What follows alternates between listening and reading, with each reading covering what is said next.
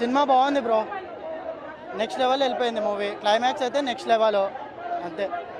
యాక్చువల్గా ట్రైలర్లో చూపించిన కొన్ని సీన్స్ ఏమో మిస్ అయినాయి అంటున్నారు. అవి సంక్రాంతికి యాడ్ అవుతాయి, అదైతే పక్క.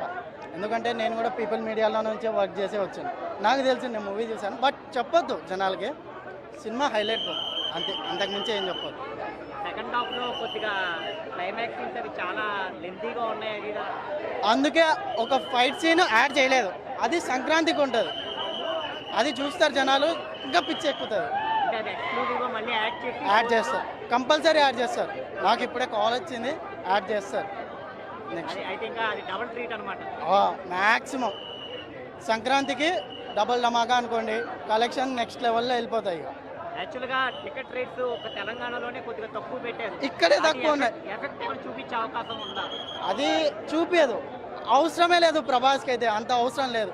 ఏపీలో ఇచ్చారు, ఇక్కడ ఇచ్చారు, ముంబై, ఢిల్లీ ఎక్కడ పోయినా రేట్ అయితే సేమ్ ఉంది. కానీ మన హైదరాబాద్లో ఒక్కటే తక్కువ ఉంది అంతే. ఎక్కడ పోయినా ఒకటే, రాజు ఎక్కడైనా రాజే అంతే అండి.